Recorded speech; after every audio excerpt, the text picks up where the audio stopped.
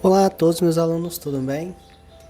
Então, nessa primeira aula, a gente vai falar sobre o sistema de hardware e quais são suas funções, seus mecanismos, suas peças e valores, sobre questão de valores. Vamos imaginar que você está buscando comprar um PC ou montar um computador. E aí você vai em busca de peças mais em conta, peças de boa qualidade, mas que não vão estragar com facilidade. Então vamos simular aqui um evento real. A primeira coisa que você precisa entender sobre hardware é que existem hardwares internos e externos.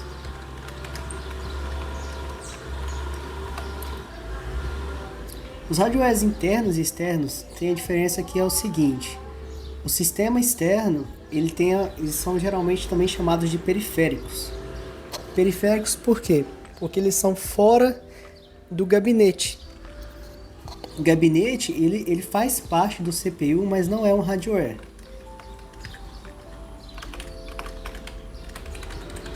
Vamos olhar aqui, ó. Isso aqui é um gabinete, ó. Tem gente que chama de CPU. Isso aqui são gabinetes. Existem três tamanhos de gabinetes, que é o ATX, TX. Então, assim, esses e Super ATX, que são os de maior quantidade, que dá para colocar mais hardwares dentro dele, mais potentes, que precisa de uma ventilação superior. Então, assim, os gabinetes eles têm apenas uma função: armazenar os hardwares internos. E aí você precisa avaliar qual é o tamanho dos seus hardwares internos para você também comprar no tamanho ideal. Então, assim, você não pode simplesmente comprar um gabinete pelo valor sem ter certeza do tamanho. Eu falei ATX, mas tem outro termo também, que é mid-toys. Você pode ver que está escrito aqui, ó, mid-toys. Tem o superior, né, que é um pouquinho maior. Então, assim, eles têm sempre medições. Você sempre tem que ficar atento a esses tamanhos, entendeu? Aqui, ó, você pode ver que tem aqui o formato MTX, MATX. Então, assim, todos esses são tamanhos aqui. E tem o micro ATX. O micro ATX é um bem pequeno mesmo. Então, aqui vocês já estão sabendo como que funciona a questão de gabinete. Se a pessoa está em busca de comprar uma peça mais barata, mais em conta num gabinete, a primeira coisa que ela vai fazer é comprar memória. Existem dois tipos de memórias, que são os SSD e HD. O SSD ele já é um processo de armazenamento de dados menor, e ele é superior também pela qualidade. Então, assim, entre um outro, você vai comprar o SSD, porque a qualidade do SSD é muito superior e o valor é muito mais em conta. Então, assim, se forem para comprar um computador de início, se vocês querem gastar menos, a primeira coisa que vocês devem comprar são SSDs, que são os mais baratos. Vocês podem ver que aqui tem uns valores superiores, mas o SSD interno está entre 219, 147, 280, que são os mais em contas. E outro hardware que são dos mais baratos são as memórias RAMs. Eu vou explicar também para vocês como que funciona ela, qual que é a sua função e os mecanismos. Você pode ver que aqui tem uns valores superiores, mas você consegue encontrar de 278, 216. Então são as partes mais econômicas do computador. E aí eu vou explicar para vocês como que funciona todas essas questões para que cada um funciona. Vai estar lá também, lá no material, mas aí é bom vocês já reconhecerem por aqui, visualmente. A memória RAM, ela tem a função de armazenar temporariamente dados. Então, assim, ela é capaz de processar a informação de uma forma mais rápida. Então, assim, se você estiver assistindo um vídeo e ela precisa captar as informações rápidas de um vídeo, a gráfica, a qualidade de imagem, o som, esse sistema ele vem para a memória RAM. Então, quanto mais memória RAM tiver, por quantidade, você pode ver que são em gigas, 8 gigas, 8 gigas. Tem também superiores de 16 gigas, 32 gigas. Mais potência de memória rápida você consegue. Então, assim, quanto mais memória você tiver, memória RAM, você consegue acessar, por exemplo, um filme em 8K sem travar. O SSD, ele tem a função de armazenar dados a longo prazo. Então, assim, tudo que você for baixar, for instalar, vai ficar fotos, vídeos, vai ficar no SSD. E aí também você tem que comprar em boa qualidade, né? Então aqui, ó, pra você ver, 240 GB, 1 TB, 500 GB, que conseguem armazenar mais dados superiores. Então, assim, a função do SSD é guardar memória. Mas uma das coisas mais importantes que vocês devem olhar é a fonte de energia. A fonte de energia, ela tem o papel de receber e transmitir energia para o computador.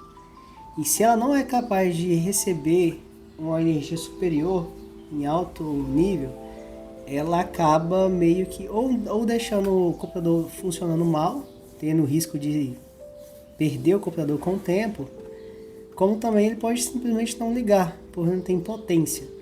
E a potência deles são em watts. Então você pode ver que aqui são 500, aqui são 750, aqui é 1050. Então, assim, e os valores também vão sendo superiores. Quanto mais potência a fonte de energia for, mais cara ela é. Aí vem a placa-mãe. A placa-mãe, ela armazena todo o material. Todos os hardwares são conectados na placa-mãe, por isso o nome, placa-mãe. Ela que recebe todos os dados, todas as informações.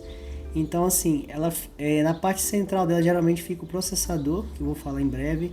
Fica os conectores USB, cabo de energia. Aqui também se conecta as memórias RAMs. Se conecta também o SSD, se conecta também a placa de vídeo. Então ela é a memória RAM. Ela é a placa-mãe. E o nível dela vai também depender de todas as outras. Então, assim, para cada placa-mãe existem hardwares conectivos que são compatíveis com ela. Então você tem que avaliar tudo isso quando for comprar um computador. Se elas têm conexões um com o outro, se o processador encaixa nela, se tem o mesmo nível que ela, se a memória RAM se encaixa nela. E aí tem as descrições, que aí tem que ser estudado mais a profundo. São de vários tipos e vários modelos. E aí vem também a placa de vídeo. A placa de vídeo é onde é transmitido todo o sistema de vídeo e imagem do computador. Quanto melhor a placa de vídeo for, e é extremamente alto os valores delas, melhor dá para você utilizar áudio e vídeo do computador. Então, assim, jogos, filmes, gravações, programações numa placa de vídeo superior, ela é capaz de produzir com melhor qualidade. E dependendo da placa de vídeo, ela pode simplesmente nem ligar o jogo, nem ligar o filme, não tocar. Então isso é muito importante. Existem infinitos modelos, formatos, e também você tem que ver a compatibilidade com a placa-mãe. E por último, vem o processador. O processador ele é como o cérebro do computador. Ele recebe todas as informações, as memórias, os dados, todo o sistema do computador, ele vai para a funcionalidade do processador. Então, assim, ele que processa todas as informações. O processador ele é extremamente importante, porque por ele ser aquele que processa tudo, ele tem que ser mais potente, ele tem que ser superior. E aí existem vários tipos, várias marcas, Intel, que tem esse papel de processar as informações. Então, assim, a memória guarda as informações, o processador constrói e cria as memórias, a placa de vídeo transmite as memórias, a memória RAM faz com que ele possa assimilar, possa absorver as informações de forma certa, sem travar. E tenho por último a respiração do computador, que no caso são as ventoinhas, que são um sistema de ventilação que preserva e protege o processador e a placa-mãe, para que ela não aqueça, porque os computadores têm a tendência a aquecer pelo excesso de energia e trabalho deles. Então, com as ventoinhas, você consegue preservar a respiração, a ventilação adequada para o computador, que é de grande importância. São mais em conta, são os preços mais baratinhos, mas eu acho que por ser uma coisa muito periférica, muito fora do computador, não pode ser considerado quase como um hardware.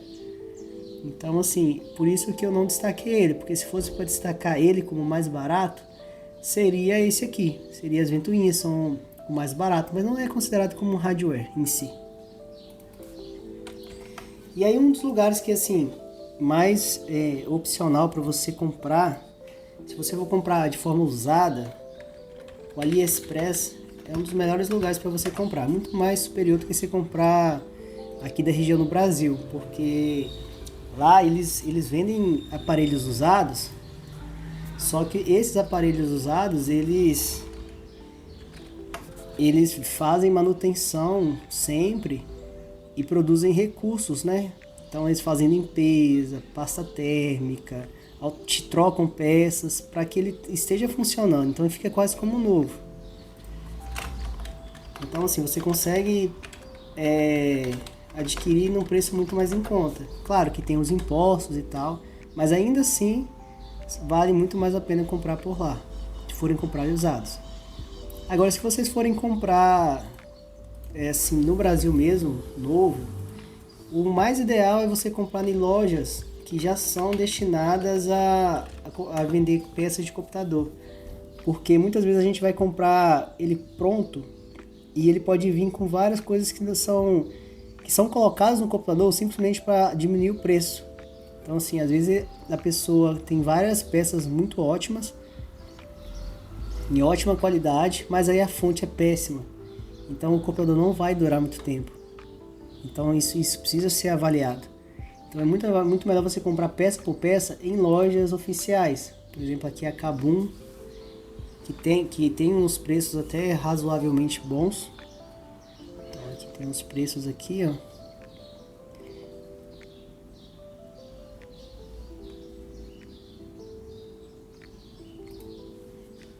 Aqui, ó, tem a própria área de hardwares.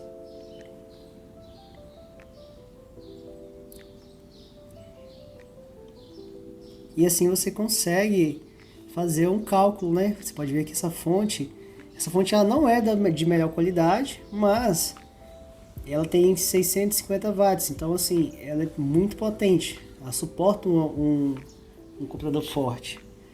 Essa memória, essa aqui é um SSD, micro SSD, que são os novos modelos. É um pouquinho diferente. Parece uma memória RAM, mas não é. O preço aqui está bacana para comprar. A ventoinha aí pra você ver, ó, são R$6, como eu falei, o preço é bem pequeno, bem baixo. Aqui, essa aqui é uma placa-mãe, ó.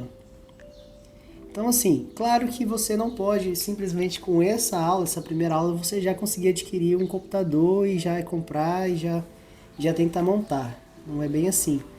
Mas sabendo dessas peças e quais são suas funcionalidades, você já pode fazer uma pesquisa mais a fundo e conseguir adquirir, conseguir comprar, conseguir até reconhecer, se estiver na sua região, perto da sua casa, algum parente, se tem um computador que vale a pena comprar, que está guardado lá sem usar.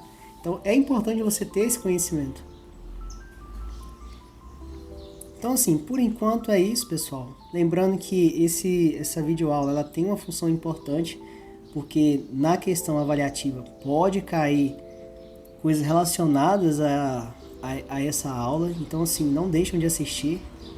E vou ficando por aqui, viu, pessoal? É isso. Valeu.